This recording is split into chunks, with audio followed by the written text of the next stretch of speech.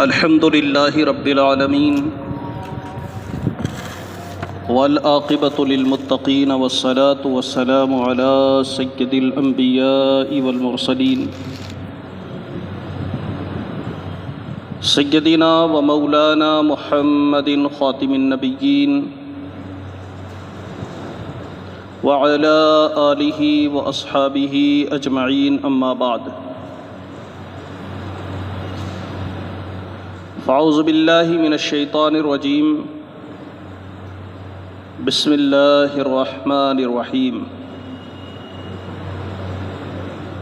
قال اللہ تبارک و تعالی فی القرآن المجید والفرقان الحمید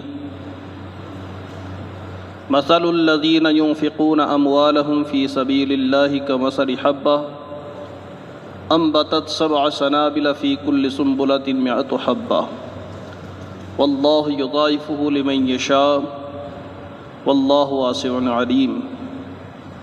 آمنت باللہ صدق اللہ العظیم وصدق رسولہ النبی الکریم ونحن علی ذلک لمن الشاہدین والشاکرین والحمد للہ رب العالمین۔ نعمتیں بانٹتا جس سمت وہ ذیشان گیا، ساتھ ہی منشی رحمت کا قلمدان گیا، لے خبر جلد کے غیروں کی طرف دھیان گیا، میرے آقا میرے مولا تیرے قربان گیا۔ افر منکر یہ بڑھا جوش تعصب، آخر بھیڑ میں ہاتھ سے کم بخت کے ایمان گیا۔ انہیں جانا انہیں مانا، نہ رکھا غیر سے کام، للہ الحمد میں دنیا سے مسلمان گیا۔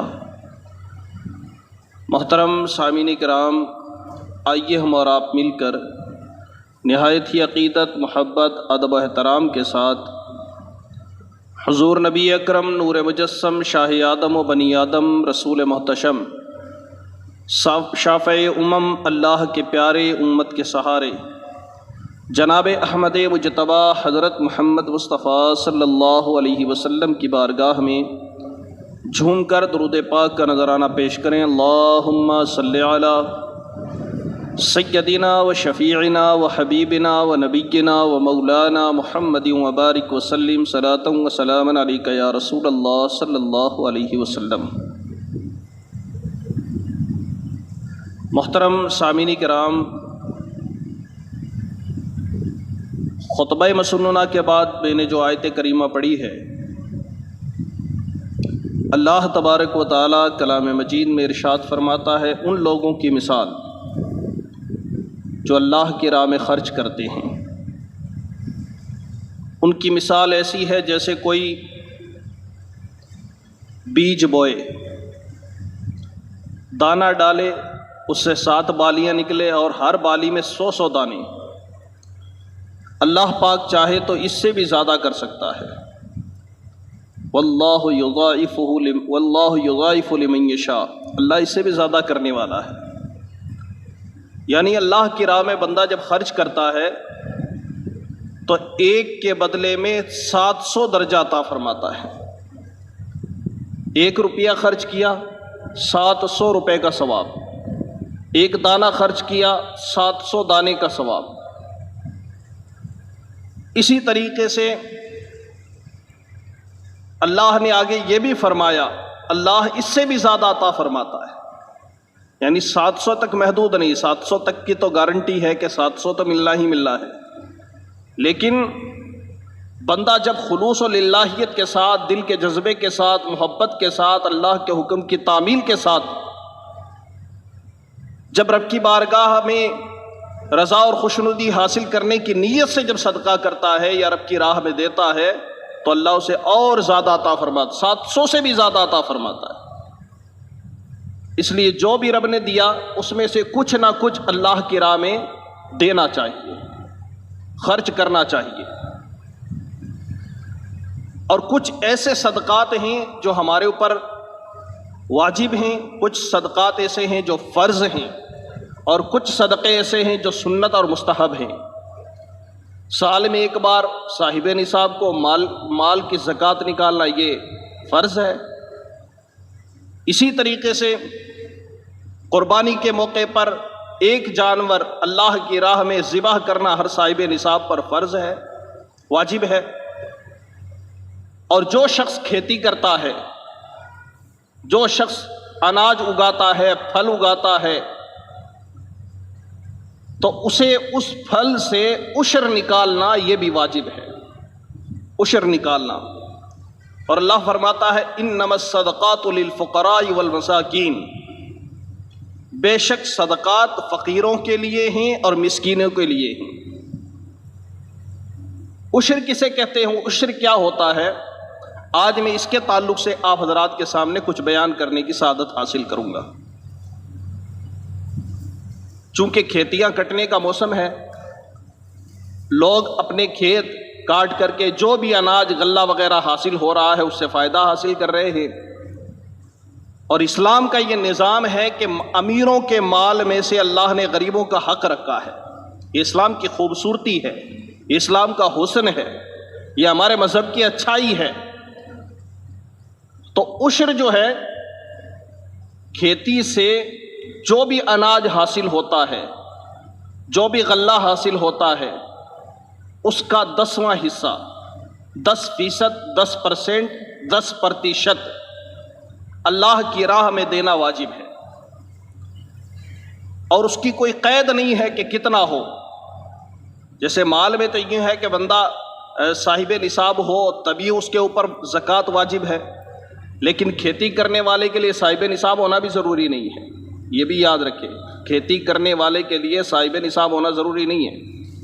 صاحب نصاب نہیں ہے پھر بھی اس نے کھیت بویا، اس سے جو اناج حاصل ہوا، بھلے ہی اسے 1 کلو ہی حاصل ہوا، باقی کھیتی اس کی ختم ہو گئی، 1 کلو بھی اگر اسے حاصل ہوا، اس سے بھی 100 گرام اللہ کی راہ میں دینا واجب ہے۔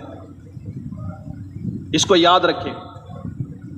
اور پھر یہ نہیں سوچا جائے گا، یہ نہیں دیکھا جائے گا کہ میرا اتنا خرچ ہو گیا، اتنے کاشتکار لگ گئے، اتنی دوائیاں میں نے چھڑکا دی، اتنے بیج اس میں ڈالے، ٹریکٹر لگا، کھیت لگا، ہل لگا، بیج لگا، یہ ساری چیزیں لگی، تو ان کی رقم جو ہے وہ نکالی نہیں جائے گی، بلکہ پہلے عشر ادا کیا جائے گا، باقی آپ جو کرنا چاہتے ہیں کریں۔ جتنی بھی کھیتی ہوئی ہے اس کا پہلے عشر ادا کیا جائے گا۔ اب چاہے آپ نے اپنے کھیت میں کھیتی کی یا کسی پرائے کے کھیت میں کھیتی کی، آپ نے اگر کھیت بٹائی پہ لیا، جسے اپنے کہتے ہیں باڑا لیا، اگر آپ نے، تو جتنا حصہ آپ کا آتا ہے 1/3 پہ اگر آپ نے لیا ہے، تو 1/3 میں سے 2 حصے اگر آپ کے ہیں، 1 حصہ کھیت کے مالک کا ہے، تو جتنا بھی اناج ہوا اس میں سے 3/2 کے اوپر آپ عشر نکالیں گے اور 1/3 پر مالک عشر نکالیں گے، یعنی جتنا جس کا حصہ آئے گا اتنا وہ عشر نکالے گا۔ کھیت کے مالک کا جتنا حصہ آیا وہ اتنا عشر نکالے، کھیت بونے والے کا جتنا حصہ آیا اتنا وہ عشر نکالے۔ اس کا یہاں تک مسئلہ بیان کیا گیا ہے۔ مثال کے طور پر اگر کوئی سنستھا ہے، کوئی تحریک ہے، یا کوئی مدرسہ ہے، مسجد ہے اور اس کا کھیت ہے، کوئی کمیٹی ہے اس کا کھیت ہے، فلاحی ادارہ ہے اس کا کھیت ہے، اس کو بھی اگر بویا گیا تو جتنا اناج ہوگا اس کا عشر نکالا جائے گا، کیونکہ آدمی پر عشر نہیں ہے، کھیتی پر عشر ہے۔ اور عشر کس کے اوپر ہے؟ یعنی جو اناج بارش کے پانی سے ہوا تو عشر نکالا جائے گا، اور جو اناج سینچائی کے ذریعے، یعنی ندی نالے سے اگر کسی نے پانی لے کر کے اپنے کھیت کو سینچا، ٹیوب ویل سے پانی لے کر کے سینچا، ڈول بھر کے لایا پھر سینچا، یا پھر کنویں سے پانی نکال کر کے، ٹیوب ویل سے پانی نکال کر کے سینچائی کی، اس میں 10واں حصہ نہیں ہے بلکہ 20واں حصہ ہے۔ 10واں حصہ زیادہ ہوتا ہے، 20واں حصہ کم ہوتا ہے، یعنی 5%۔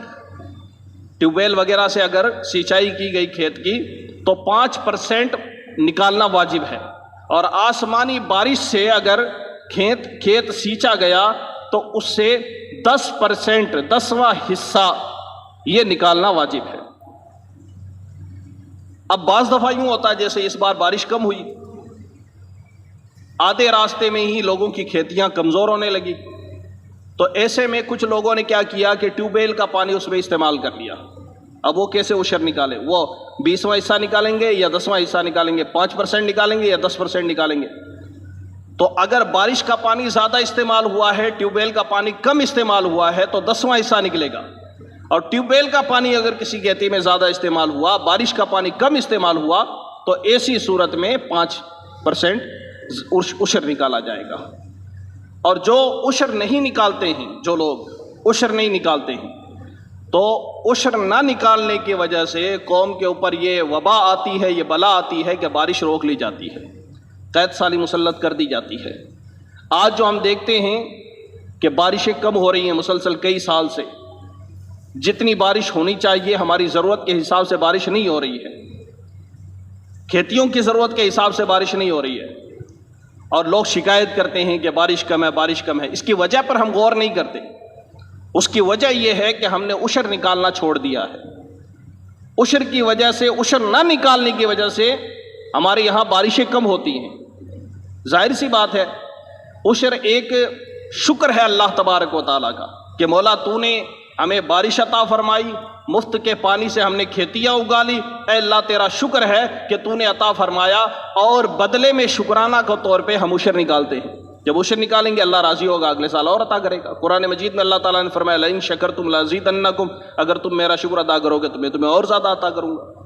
یہ رب کا فرمان ہے، لہٰذا عشر نکالیے۔ یہ مت سوچئے کہ میرا تھوڑا ہی ہوا ہے، میرا تو کم ہی ہوا ہے، اس بار تو کھیتیاں ہوئی نہیں، اور اوپر سے آپ عشر نکالنے کا کہہ رہے ہیں۔ میں نہیں کہہ رہا ہوں، اللہ کا فرمان ہے، شریعت کا حکم ہے۔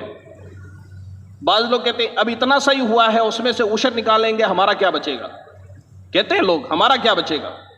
بھئی اگر آپ بیج بو کر کے چھوڑ دیتے، یا آپ کی لہلاتی فصلیں، اگی ہوئی فصلیں اچانک کسی وبا کا شکار ہو جاتی، یا ٹڈی کا شکار ہو جائے اللہ نہ کرے، یا کسی سیلاب کا شکار ہو جائے، یا سخت گرمی کی وجہ سے پوری فصل تباہ ہو جائے، سخت بارش کی وجہ سے پوری فصل تباہ ہو جائے، پھر آپ کا کیا بچے گا؟ یہ بھی تو سوچیں، پھر آپ کا کیا بچے گا؟ پھر جو نقصان ہوا وہ کس سے لیں گے آپ؟ ہوا ہے اس میں تو آپ سوچ رہے ہیں کہ چلو ہل کا نکال لو، بیل کا نکال لو، مزدور کا نکال لو، دہاڑی کا نکال لو، دینکی کا نکال لو، مزدوری کا نکال لو۔ مزدوری دینکی کے یہ سارے پیسے نہیں نکلیں گے، بلکہ پہلے عشر ادا ہوگا، اس کے بعد میں آپ جو بچے آپ جس کو چاہیں اجرت دینا چاہیں دے سکتے ہیں۔ اس لیے جن جن حضرات نے کھیتیاں کی ہیں، جتنا بھی اناج آپ کو ملے، گلے کی شکل میں، پھل کی شکل میں، موٹ مونگ ہو، اناج ہو، باجرہ ہو، جو بھی آپ نے جس نیت دیکھی جاتی ہے کہ کیا بویا تھا آپ نے کس نیت کے ساتھ۔ جو بغیر نیت کے جو کھیتی اگ جاتی ہے اس پہ عشر نہیں ہے۔ مثال کے طور پہ کہ نیت یہ تھی کہ میں باجرہ اور موٹ مونگ حاصل کروں گا، اب کچھ اس میں تربوز متیرے وغیرہ اگ گئے، یا اس میں اور بکریوں کا چارہ وغیرہ اگ گیا اپنے آپ ہی، تو بس بکریوں کا چارہ اور تربوز وغیرہ کے اندر عشر نہیں ہے۔ عشر اسی کے اندر ہے جو آپ نے، جس کی نیت تھی کہ یہ چیز حاصل کروں گا، اور وہ چیز حاصل ہو گئی آپ کو کھیتی سے، تو اس کے اوپر عشر نکالنا واجب ہے۔ اگر ایک بوری اناج کسی کا ہوا ہے تو اس میں سے ایک بوری مطلب 100 کلو، کیونکہ ایک بوری عام طور سے 100 کلو کے معنی میں استعمال کی جاتی ہے۔ ایک بوری اناج اگر کسی کا ہوا ہے تو 10 کلو اللہ کی راہ میں غریب کو دینا واجب ہے۔ 10 کلو غریب کو دینا واجب ہے۔ اب دیکھنے میں یہ زیادہ لگتا ہے، لیکن اس کے فائدے آپ کو آئندہ سال نظر آئیں گے۔ اور بلکہ علماء نے تو یہاں تک تحریر فرمایا ہے، یہاں تک لکھا ہے کہ کھیتی آدمی نے کر لی، بیج بو کر کے پھل حاصل کر لیا، اناج حاصل کر لیا، کٹائی کر کے بیج نکال کر کے گھر پہ لے آیا، بوریاں بھر کے رکھ لی۔ اب جب تک اس کا عشر نہیں نکالا گیا ہے تب تک اس اناج کو استعمال کرنا بھی جائز نہیں ہے، اس اناج کو کھانا بھی جائز نہیں ہے۔ کیوں کھانا جائز نہیں ہے؟ اس میں اللہ کی طرف سے غریبوں کا حصہ شامل ہے، اس میں غریبوں کا حق موجود ہے۔ ابھی غریبوں کا حق آپ نے ادا نہیں کیا ہے، جب تک آپ غربا کا حق ادا نہیں کریں گے تب تک وہ پورا آپ کے لیے استعمال کرنا جائز نہیں ہے۔ اگر آپ چاہیں تو قیمت ادا کر دیں، آپ چاہیں تو اصل اناج ادا کر دیں، دونوں آپشن ہیں آپ کے پاس میں۔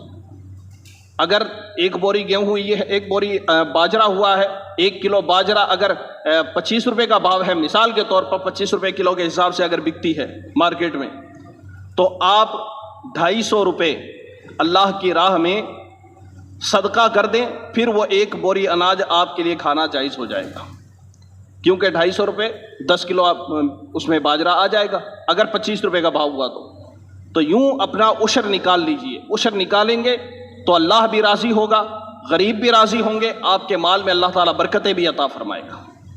اب عشر ادا کرنے کے معاملے میں ہمارے یہاں کچھ غلط فہمیاں پائی جاتی ہیں، وہ میں تھوڑی آپ کی دور کر دیتا ہوں۔ ہمارے یہاں سب سے بڑی غلط فہمی یہ پائی جاتی ہے عشر کے معاملے میں کہ جب اناج ہوتا ہے تو اس میں کا کچھ حصہ ہمارے یہاں بہن بیٹیوں کے یہاں بھجوا دیا جاتا ہے عشر کے نام پہ، چلو بہن کے یہاں بھیج دو، پھوپھی کے یہاں بھیج دو، سواشنی کے یہاں بھیج دو، یوں کر کے ہم کیا کرتے ہیں تھوڑا تھوڑا ہم بانٹ دیتے ہیں کہ بھئی کھیتی ہوئی ہے تو فلاں رشتہ دار کو بھیج دیا اور ہم سمجھتے ہیں ہمارا عشر ادا ہو گیا۔ یوں عشر ادا نہیں ہوتا۔ عشر کا جو اناج ہے اسی کو دیا جا سکتا ہے جس کو زکوٰۃ لگتی ہے، اس کو یاد رکھیں، جس کو زکوٰۃ نہیں لگتی اس کو عشر نہیں دیا جا سکتا۔ ہاں اگر بہن آپ کی غریب ہے، پھوپھی آپ کی غریب ہے، سواہنی آپ کی غریب ہے اور وہ اس لائق ہے کہ وہ زکوٰۃ لے سکے تو پہلا حق اس کا ہے کہ آپ عشر کا اناج اس کو دیجیے، کیونکہ زکوٰۃ ادا کرنے میں بھی ہمیں یہی حکم دیا گیا ہے کہ پہلے قریبی رشتہ داروں میں دیکھو کہ کون حقدار ہے، پھر اس سے تھوڑے دور والوں کو دیکھو، پھر اس سے دور والوں کو دیکھو۔ عشر کے اندر بھی یوں ہی ہے کہ پہلے قریب والوں کو دیکھو کہ کون حقدار ہے، آپ اس کو ادا کر دیجئے، اس کو دے دیجئے، آپ کا عشر ادا ہو جائے گا۔ لیکن یوں ہی ہم نے کسی مالدار بہن کو دے دیا کہ چلو عشر کے نام پر ہمارا عشر ادا ہو جائے گا، آپ کا عشر ادا بھی نہیں ہوگا، اور اگر بہن کو معلوم ہے کہ یہ مجھے عشر کا دے رہا ہے تو وہ بھی گنہگار ہوگی۔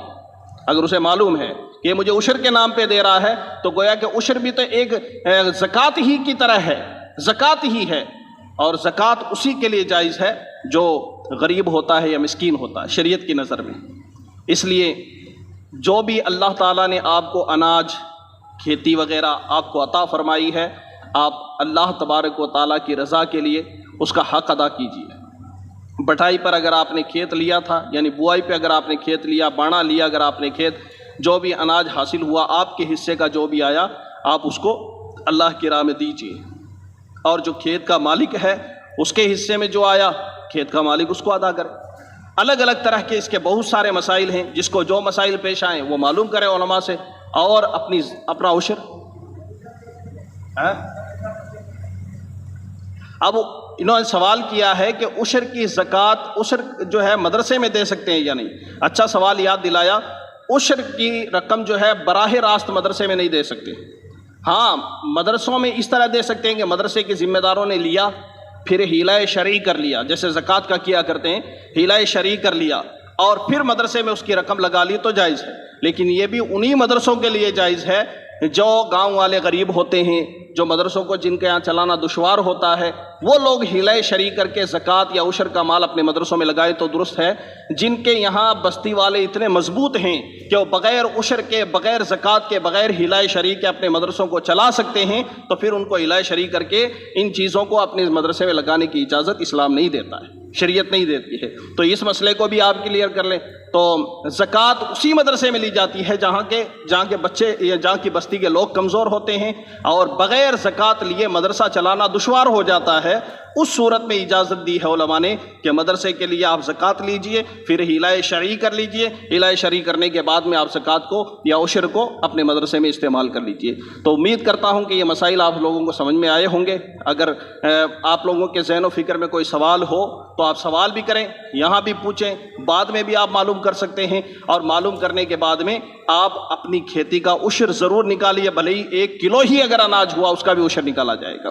اللہ تبارک و تعالیٰ توفیق عطا فرمائے۔ اور ایک اور مسئلہ رہ گیا ہے، بس آخر میں وہ بھی سماعت کر لیں کہ کھیتی اگر آپ سال میں 3 بار بھی کھیتی کریں تو سال میں 3 بار عشر آپ پر واجب ہے۔ 1 بار کھیتی کی تو 1 بار، اس میں سال کا اعتبار نہیں ہے کہ اس سال کا ادا کر دیا تو پھر 1 سال کا ہمارے لیے ہو گیا کہ 1 سال پورا ہو گیا، نہیں، بلکہ جتنی بار کھیتی کریں گے ہر بار آپ کے اوپر عشر ادا کرنا واجب ہوگا۔ اللہ تعالیٰ توفیق عطا فرمائے۔ السلام علیکم ورحمۃ اللہ وبرکاتہ۔